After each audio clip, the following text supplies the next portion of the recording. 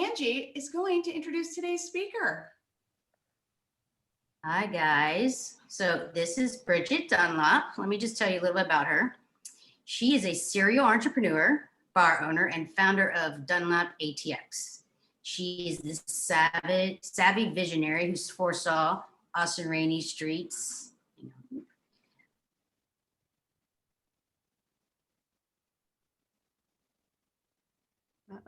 Oh, and did I not unmute? Oh, okay, hang on. You're unmuted now. Sorry, I was trying to let people in at the time. All right. So Bridget's a serial entrepreneur, bar owner, and founder of Dunlap ATX. Dunlap is the savvy visionary who saw Austin's Rainey Street as the booming entertainment district it is today.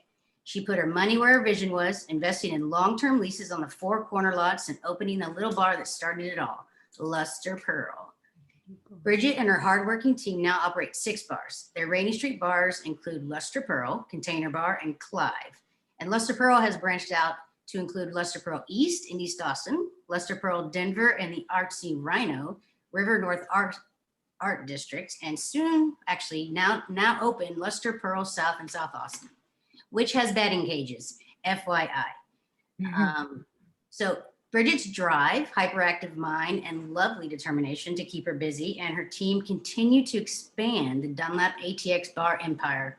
Her motivational speaking engagements at Macomb's Graduate School of Business, Pecha Kucha, MomCom, Google, Facebook, and more have inspired hundreds of future entrepreneurs.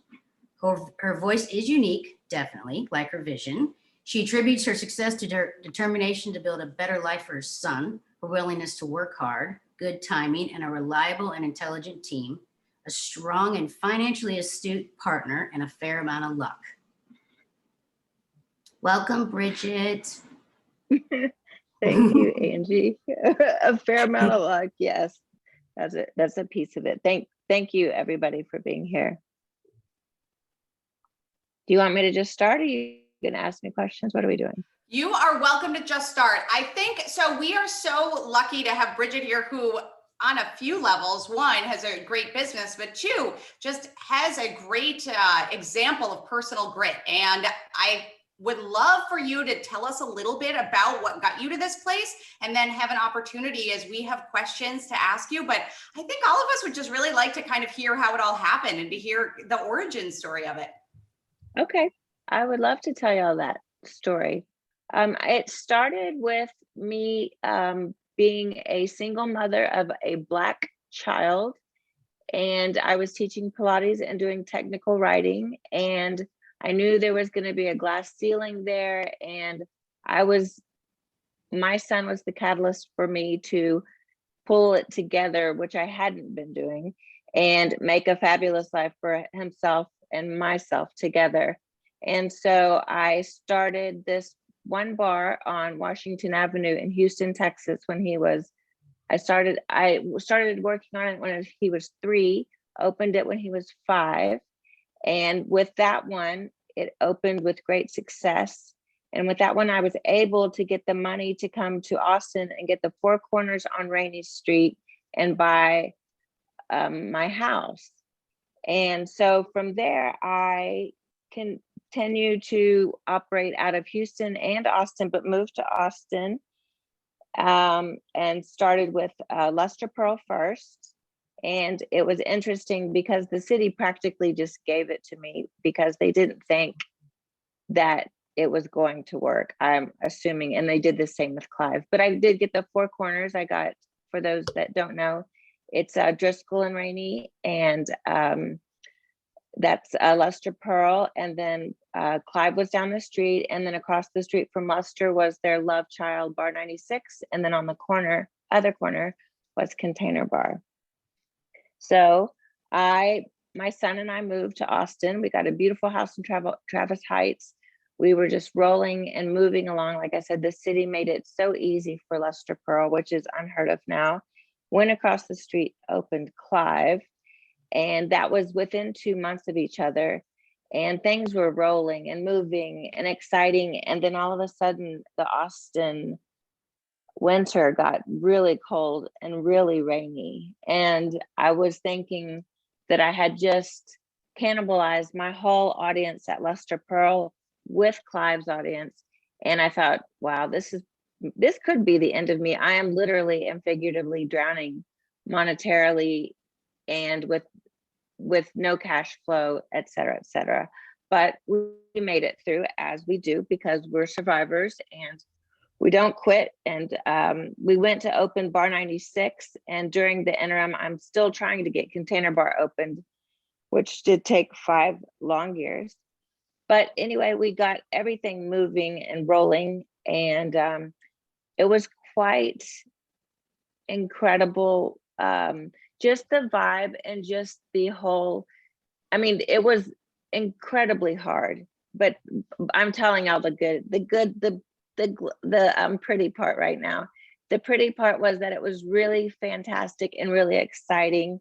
And to watch this old street that had kind of been ignored for a while, that they had turned it CBD long before I got there, and it didn't work. And so it was so fun to watch the kind of electricity going down from Lustre to Clive, and then Bar 96, and then another bar moved in and another bar moved in. And so all of a sudden, this whole beautiful street with these bungalow homes was just vibrant and full of people, which also makes other people angry, of course, change, and people trying to get to their other homes at the end, and the noise and the traffic and all of that sort of thing. But it was just I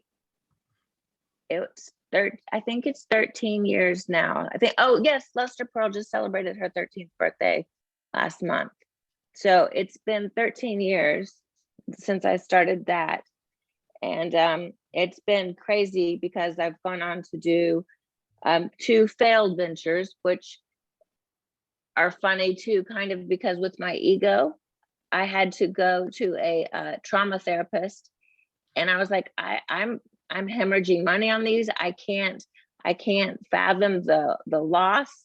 I've worked too hard. I've put too much money. And he's like, hey, you have to lose to win. I want you to go sit in one of those places for 2 hours, and I want you to mourn it, and I want you to get over it. And I was like, okay.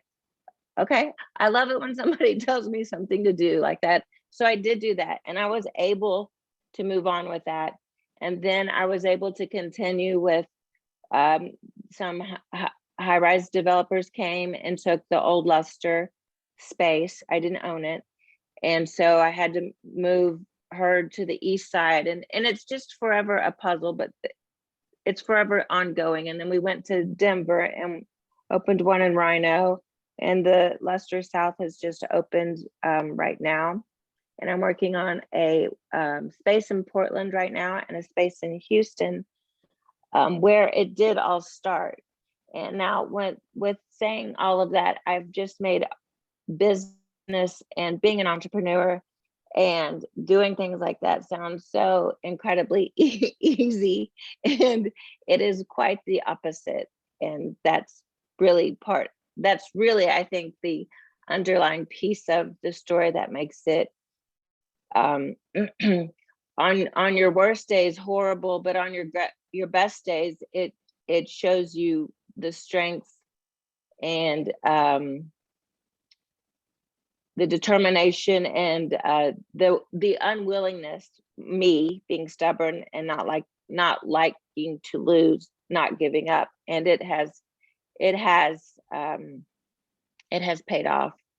But there's always a struggle. Every day is a struggle almost. There's always something that's come up that's crazy. That's whether it's dealing with I think I have 70 employees now, 70 employees, operations, lawsuits, you name it, it's happening. So there's never really a dull moment, but there must be some sort of adrenaline rush that I get because I'm not stopping yet. In fact, I've made a commitment to myself that these next 5 years, I'm going to build my portfolio to 17 total. I think I have 6 or 7 now, 17 total, so that I can sell my brand for a large amount. And then I'll figure out what's next. But that's just a quick synopsis into what I've been doing.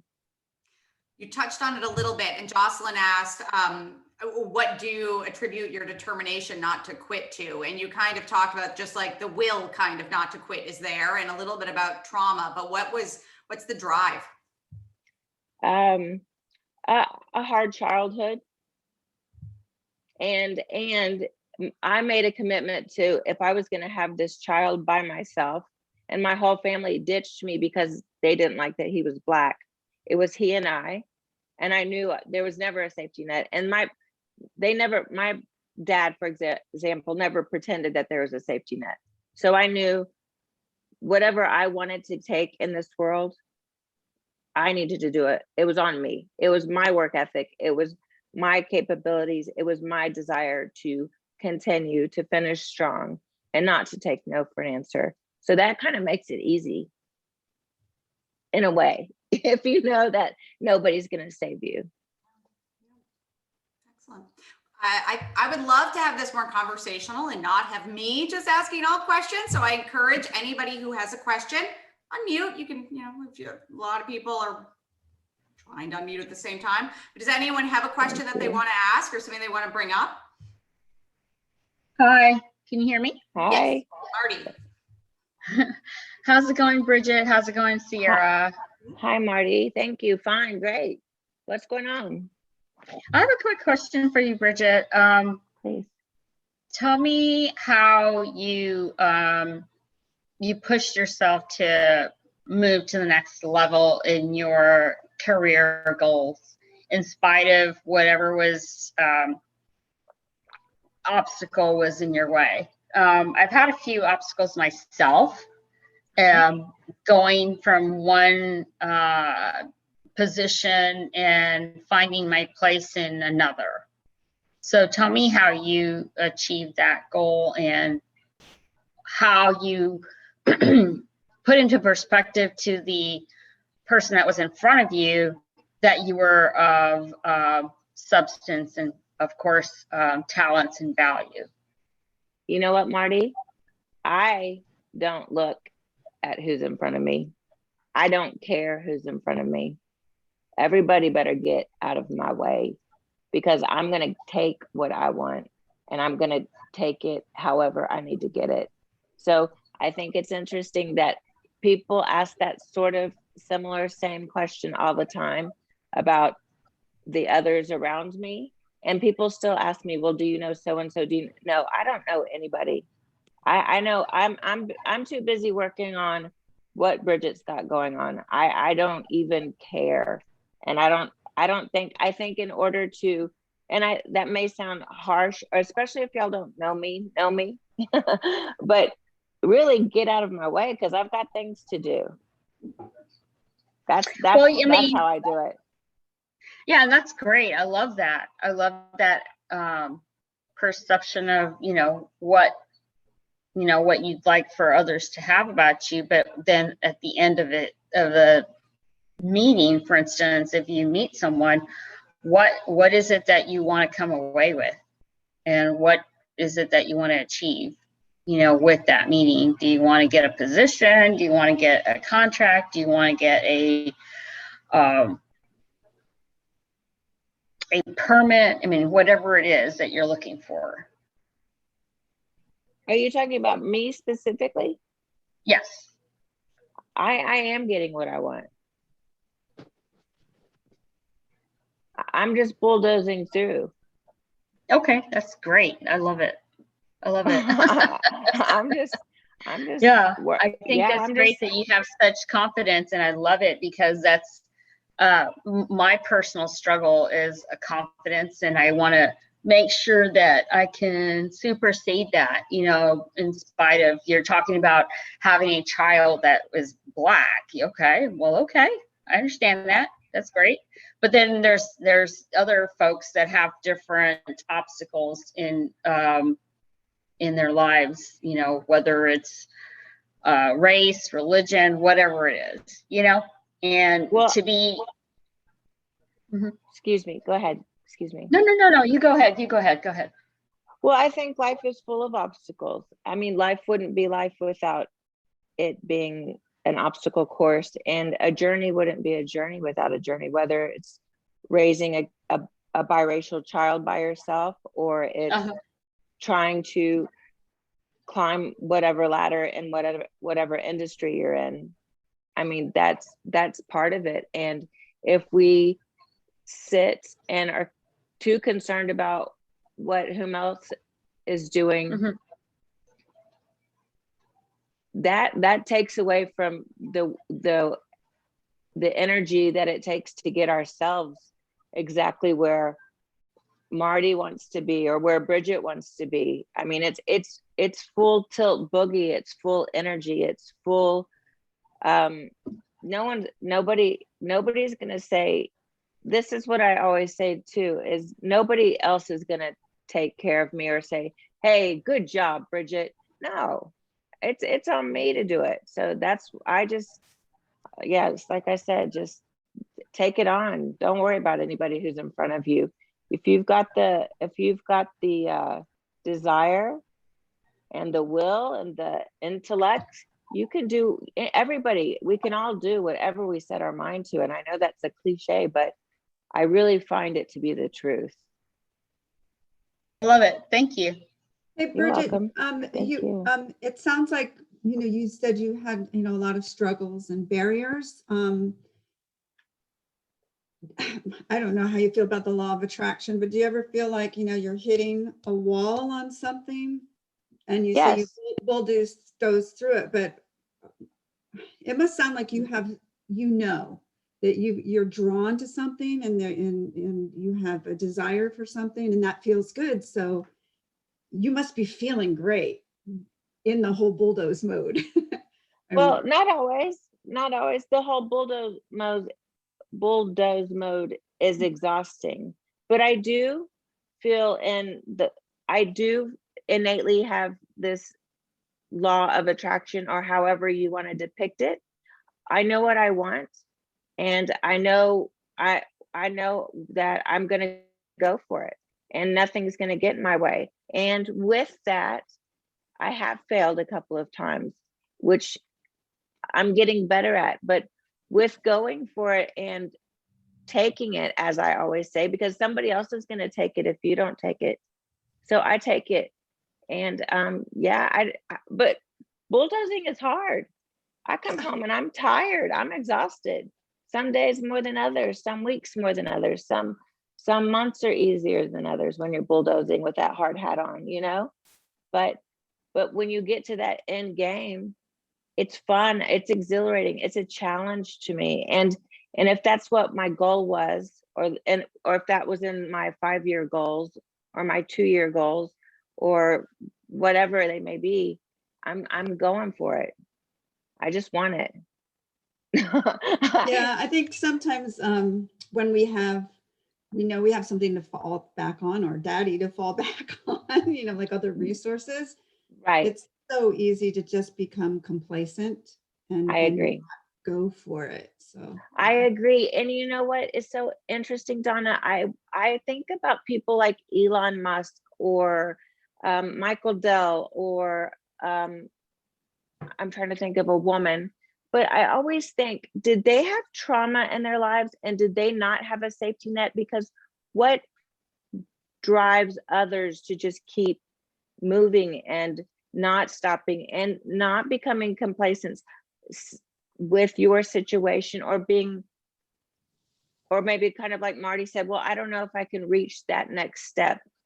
I don't know what that human whatever is, it makeup, DNA, but I don't know. I find that so interesting as well. I look at people that I know have not had a lot of struggles in their lives, and they've come from a very nice family with a very nice daddy that will help them in a very kind way, but not overserve them. But it's interesting to see who comes out scrappy like that. It's interesting. I always am considering it and wondering about it. Jean, then Sally. Yeah. Hi, Bridget. Thank you for being here, being our speaker. Thank you. Thank you for having me.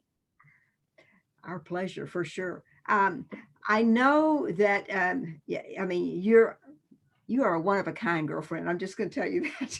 It's not the first time I've heard that, babe. In a good way and a bad way. I believe in both. Yeah, Exactly. from every direction. But I know that you know, how do you choose your people? Because obviously you're you and you're the whole show, but you got to have a team. You know what? I have a huge team, and there's no way I could do all of this without my team. But I have a very big nose. I really do. And I have a really great instinct for humans. And my team that I've had in this business per se is very unusual. I've had some of the same people working for me for 13 years since I opened Lustre Pearl. She started as a bartender and now is in charge of HR. My general manager, we just celebrated our 11-year anniversary. I have just a loyal team of very smart thinkers, but my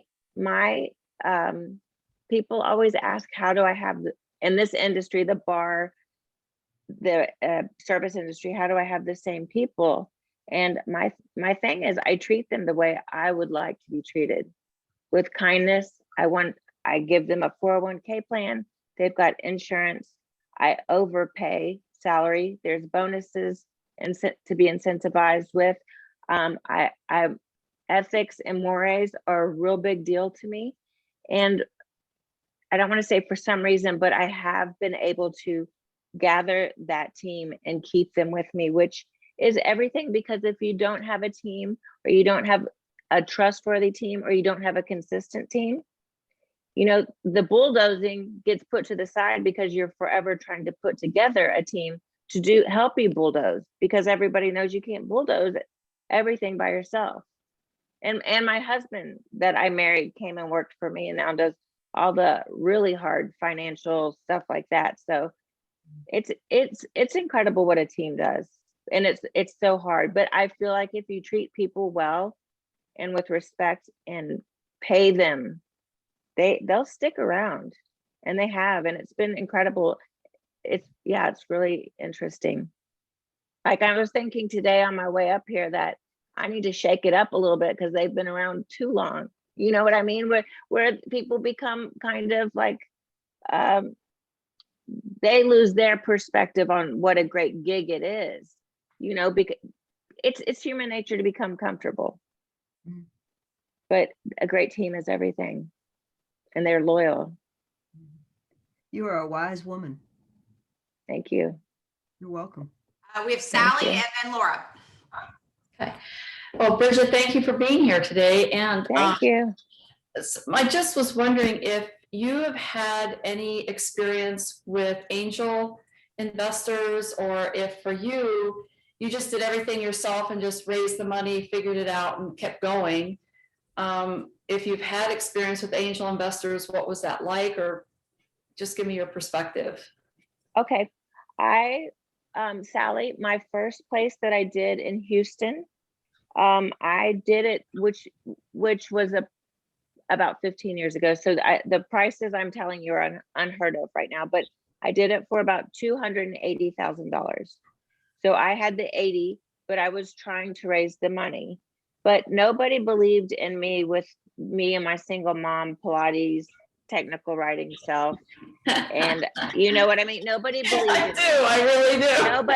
Nobody. And I was waiting tables at this high-end 5-star place, and you know, I'd carry this little business plan that I made, a small one that I could keep in my apron, so that when I saw people that I thought had money or were influential, that I could meet and get to know, and then slide them my business plan. And you know, nobody believed in me. Nobody. And even this very famous Houston resident I got to know very well, and he said to me, I'm not going to invest in your house, but I'll buy you a house down the street from me. And I was like, gross, no. So what I had to do, which is typical to me a little bit, I met up with these old guys I went to high school with that I knew were going to be not on the up and up, and not honest, and not good people to be in a business with. Right. But gratefully, so I took 51%. I was the operator, I was in charge, but of course they became filthy and whatever very quickly. But even though I knew that it was going to get dirty at some point, it gave me the start that I needed, so that once I dealt with these little crooks, and I had made my money, because that bar exploded in 4 months. In 4 months, I had paid them back. And I walked away from that place with almost $1 million within a year. And that's how I came to Rainey, with my own money, Right. and did it by myself.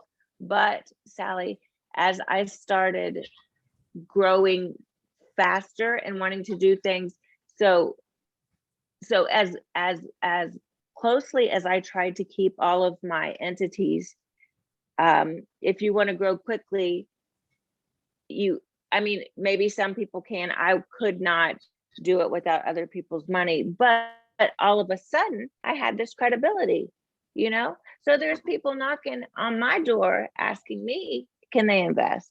So it's Sure. just, do you know what I mean? It's just No, I do know what you mean. I do. it's Murphy's Law. It's until you prove that you are, quote, worthy, or that you can pull it off. I feel like nobody was giving me a chance. I knew I had to take these criminal dudes on in order to get to that next step.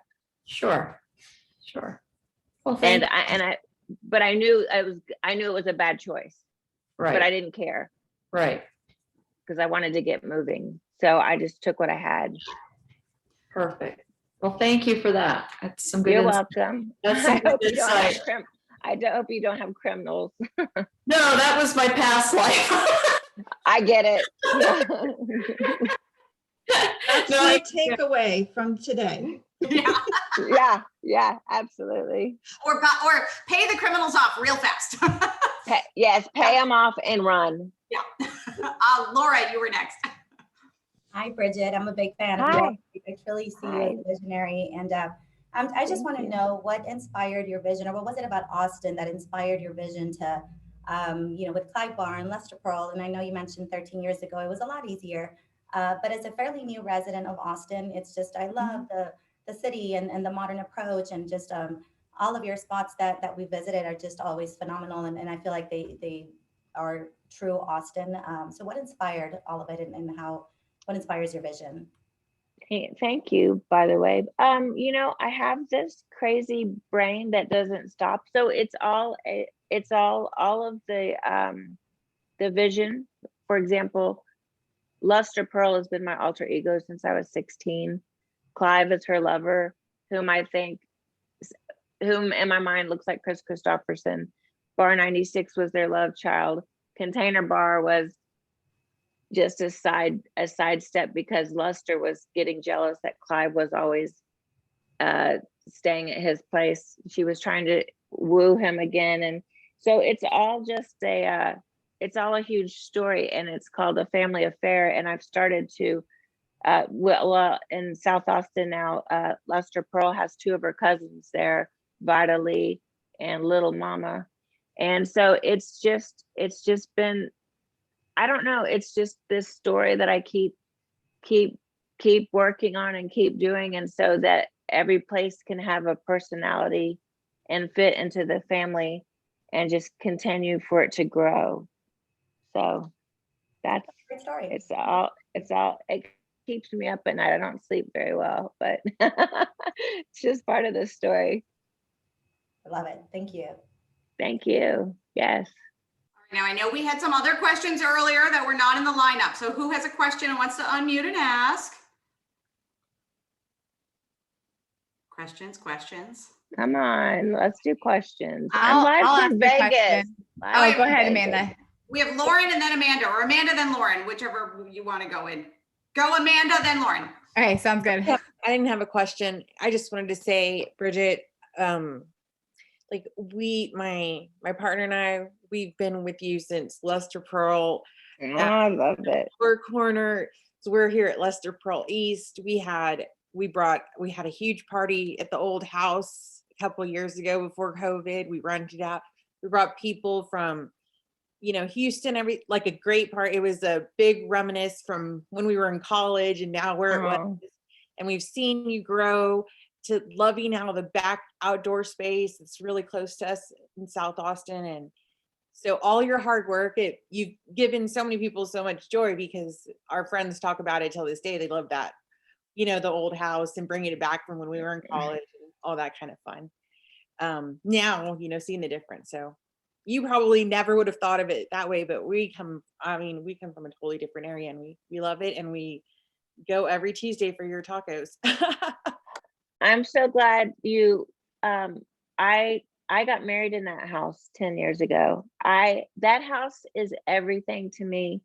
And talk about me being stubborn. And when that guy sold that plot of land that she was on, I had the first right of refusal, but he had already sold the backyard. And so I was mad at him for doing that. And I was so devastated by that house, and I had to get over myself.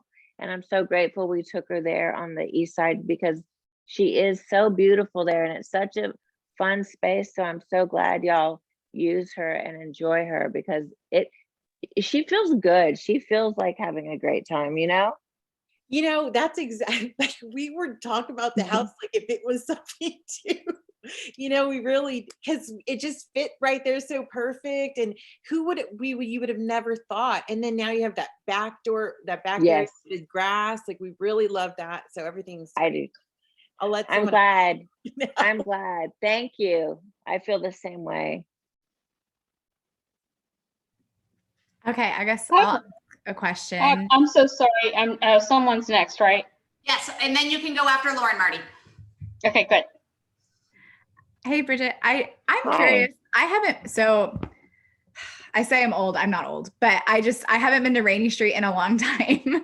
And so my question is, all of your establishments are so different. I feel like each one has like its own personality. Like even Container Bar is like, there's nothing like Container Bar anywhere. And so I guess my question is like, how do you decide, like, where do you get inspiration from, and like designing kind of like how these establishments will run? Like, I was looking at Lustre in South on Manchac, and I was like, I didn't even know that was there. And Carly and I are texting and like, we have to go have drinks there. It's so cool. And I saw you were there's like batting cages or something, that like everything is just so different. And I guess I'm curious where you get this inspiration from, and like how you decide, what the themes of the bars are going to be.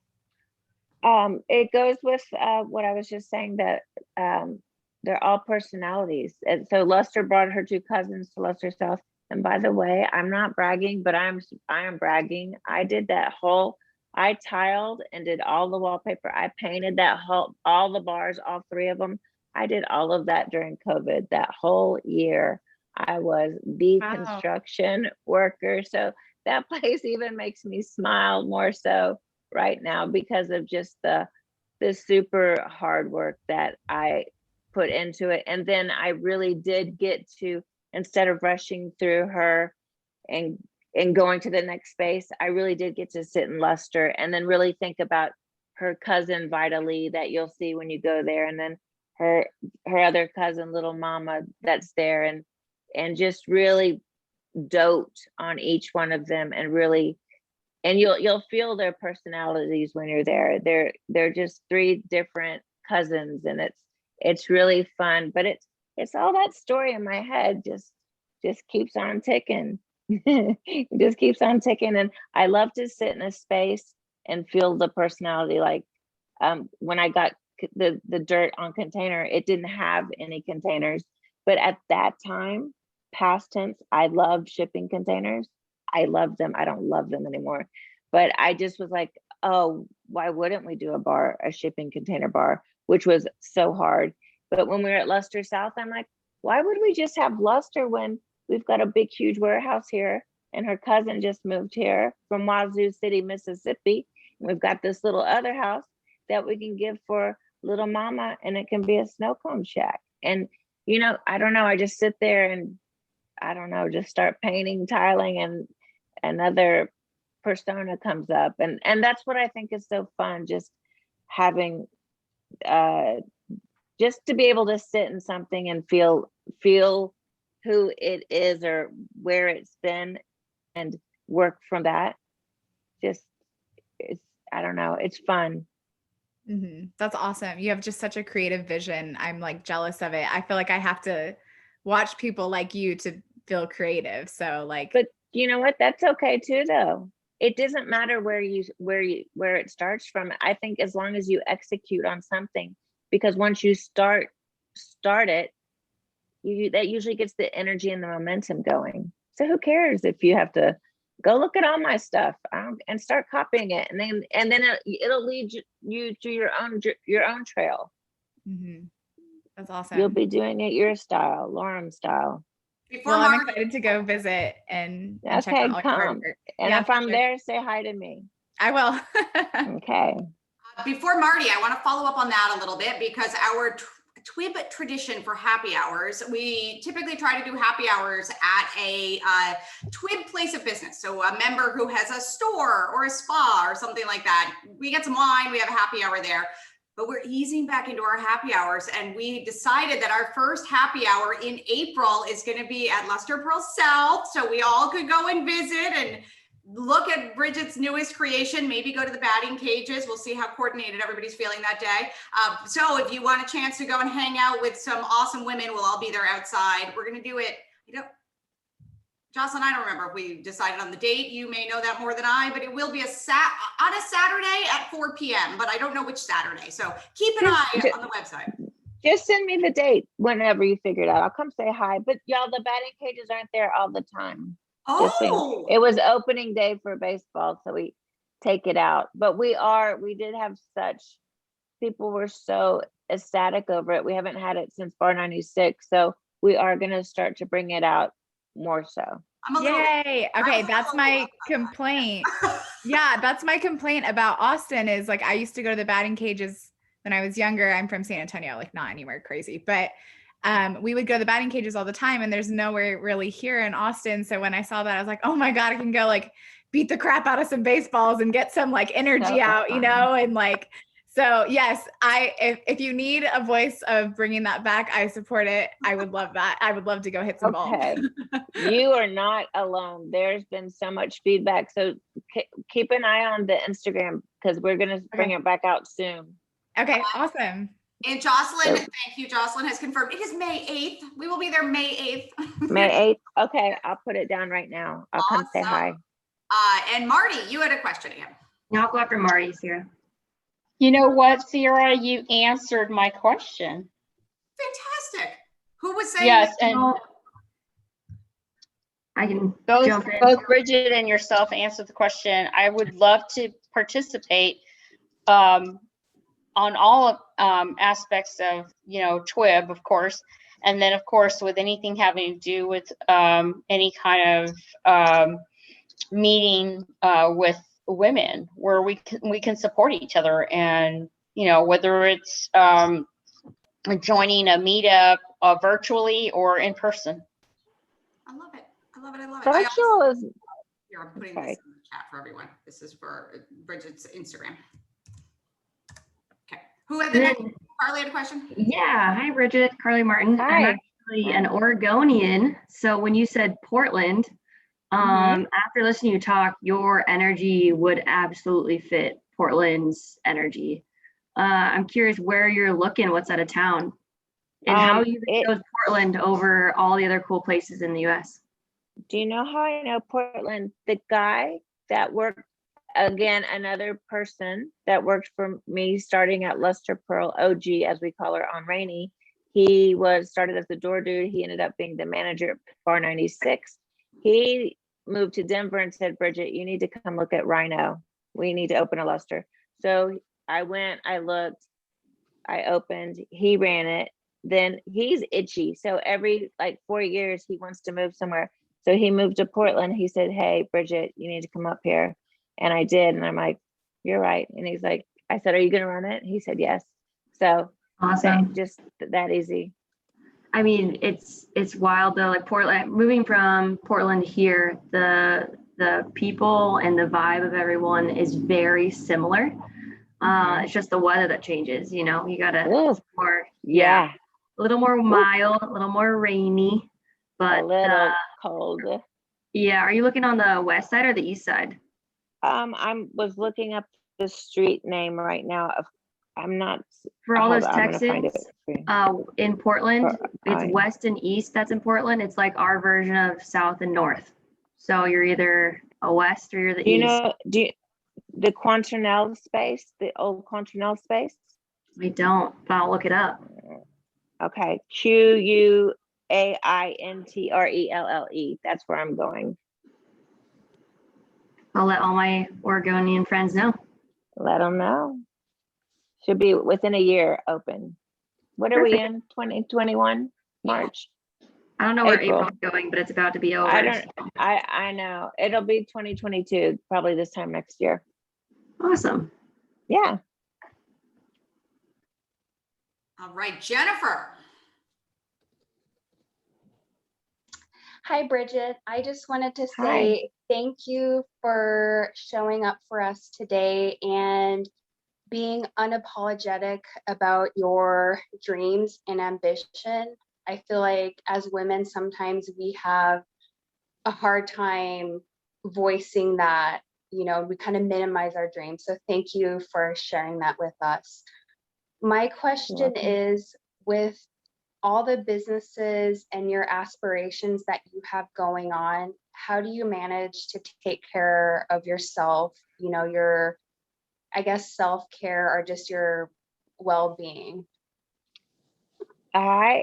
You know, I'm going to say one thing first, Jennifer. You know what I've realized at the beginning of this whole endeavor, when I was starting all of this, and I was doing a lot of speaking at Facebook and a lot of women's groups, Google, and everybody kept asking me or were surprised that I was, or they would ask me, how are you doing this in a man's world? Or how are you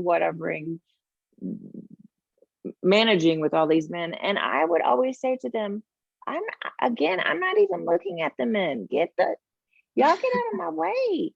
And I think as more people have asked and said those things to me, I've really begun to notice exactly what you said, that women are like, oh, I'm sorry. Oh, you know, no, we all need to stop that. We all need to put our elbows out and get, there's no apologizing. Nobody's going to take you there but you. I agree. Ever. No, nobody. And with that fervor, you got me started on, what was the second part of the question? I forgot. No worries. Just how you manage to take care of my yourself self-care. and Because I do have such a large team. I now do, I have my trainer come, I take care of my son, I do me, and then I have my allotted time for Bridget. There are times when it does get a little hectic or the pace feels like it's going too fast. And when I feel that, it's a lot, but I also know that I kind of push back sometimes, even though I'm telling y'all I've got a vision that I've got to have 17 spaces in the next 5 years, and I will do it, but it's imperative to have that self-care, because I have run into spaces where my body was exhausted when I was refusing to quit, and my body, I had 2 seizures in 2 different times, and it was due to insomnia and stress, as far as I could tell. So it's imperative that we all take time. I don't care how, quote, busy you are. We're never that busy, you know, and a good workout and a good, I don't know, time by yourself. I don't always want my husband or my son or to be with everybody, you know, and I think that's, I have to have time, quiet time to recharge so that I can come back with this fiery fervor and start wanting take on everything again. But if you don't have the self-care, you don't, it's just so cyclical, and you won't have anything. So I make sure to find my self-care always. I'm insistent. Barton Springs and Muay Thai right now, 5 times a week.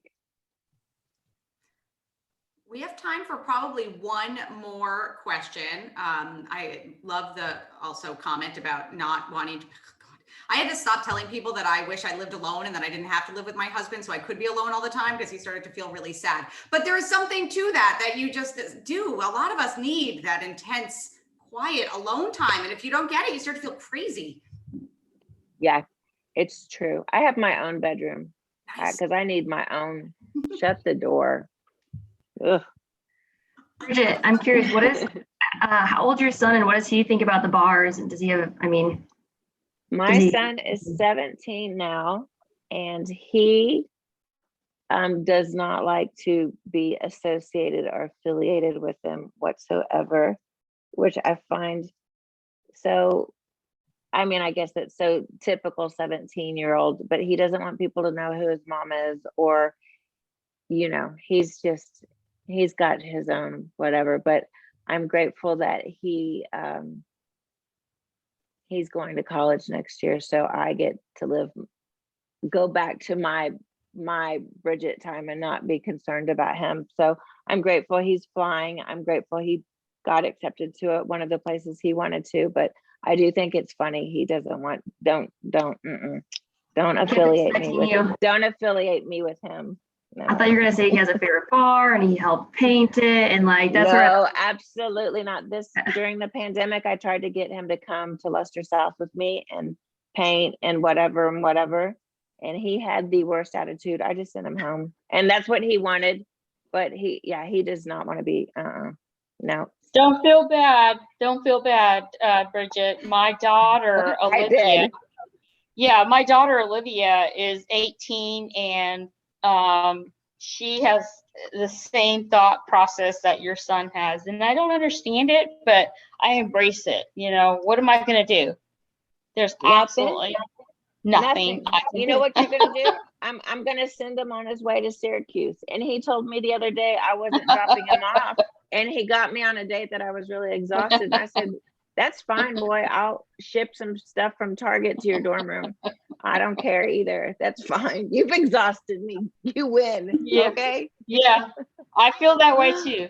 I feel that way too. Oh my God. And I noticed, Very excited about this. I noticed I got apologies from my teens once they got like 19. You know, They'll come back to you. I'm sorry for I hope so. Yeah, it's the full circle. I'll be grateful when it comes back around, but I'm grateful he's flying too. But yeah. So I need a confirmation. Is your son going to Syracuse next year? He is. I am a graduate of Syracuse. I'm a proud Orange, so very excited. Yes. Oh, fantastic. That's where he's going. Awesome. All by himself. No parent needed. Whatever. Go. Bridget, I just wanted to, you're talking about doing your own thing and, being your own woman. And I find it really fascinating. I'm a bit older than you are. My mom had me late in life, and she was born in 1920. So she used to tell me, listen, I was voted at the year that women got the right to vote. And your grandmother and great grandmother, that was the first time they got to vote. And don't compare yourself to other women, because there's always someone that's prettier, always someone that isn't as pretty, always someone who has more money. Right. And don't compare yourself to men, because the last thing you want to be in this world is a man. Like she used to tell me that, right? And she said, men are great. And women are too. And we have our place, and we each have our strengths. And instead of taking your bra off and trying to burn it, why don't you go figure out a way to make a better one? Right. So I just have come up with this attitude. I don't see people except as a person. When I talk to a man, it's just a person. I'm not comparing myself to him, and I'm not thinking he's smarter because he's a baritone. So I think that, what you're doing is great, because you're you know, you are, even when you don't know people are watching, they are, and you're blazing a trail for other women. That's I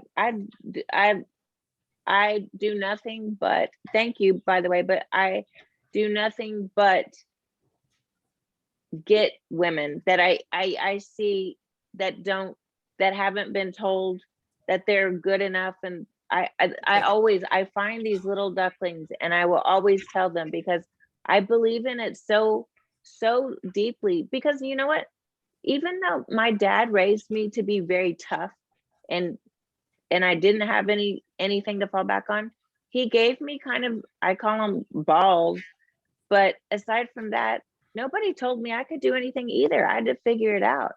And if the smallest gesture I can do to help another woman is to tell them, you can do it, just stick to it. We are smarter than most anyway. But you know, yesterday I had a young man in my home working, and I literally recruited him for my company because I saw that he has potential, but he has absolutely no faith in himself. I thought, oh, I love this. He's like, oh, I'm self-taught. I go, great. You know, you're perfect for me.